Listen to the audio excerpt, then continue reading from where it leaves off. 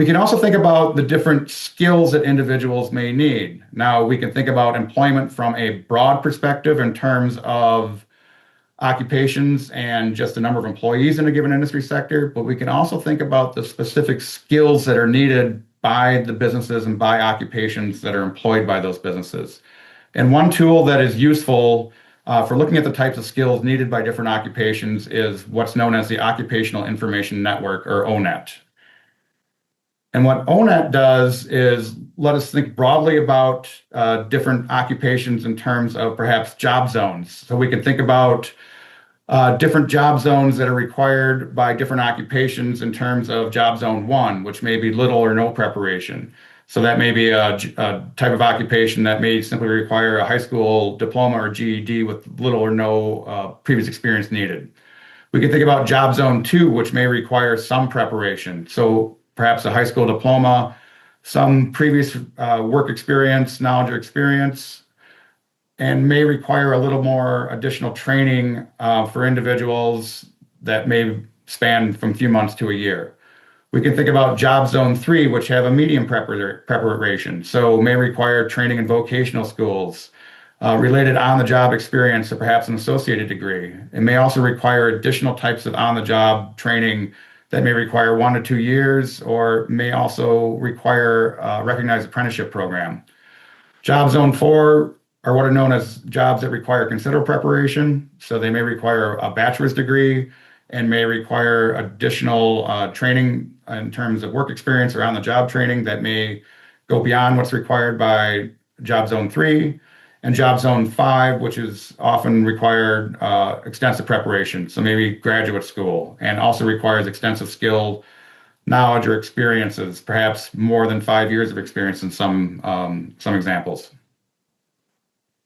So if we look at different distribution of occupations by job zones for different industries related to the Biohealth Tech Hub and break them out by different job zones in terms of share of total employment, we can see for the most part, there are very few occupations that would be classified as job zone 1. So we also see that many occupations for Tech Hub related industries require a very high share of job zone 2 and job zone 3.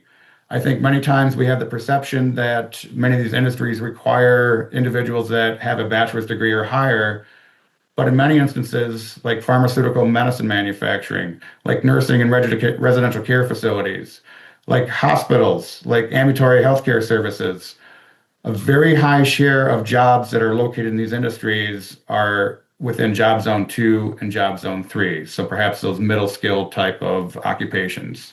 So as we're thinking about workforce development related to the Tech Hub, we also have to think about all these other occupations that may not necessarily require a 4-year or advanced degree. So as an example, we can think about the pharmaceutical and medical manufacturing industry and think about the most common occupations that are found in that industry. So if we look at the percent of total employment by different occupations, we can see that packaging and filling machine operators and tenders, chemical equipment operators and tenders, inspectors, testers, sorters, samplers, and weighers, and first-line supervisors of production and operating workers are the most common occupations found in this industry category, and all of those are job zone 2 or job zone 3. It's not till we get to chemists or industrial engineers where you see a higher share of individuals that perhaps require occupation classified as job zone 4. So as we're thinking about workforce development opportunities, we have to make sure we're thinking about the breadth of occupations that are needed by these different industry sectors and making sure that we are letting individuals know that there are opportunities beyond just some of the traditional 4-year advanced degree types of occupations that we think about for these industries. As I mentioned before, ONET also is an important source of looking at specific skills that may be needed by a given occupation.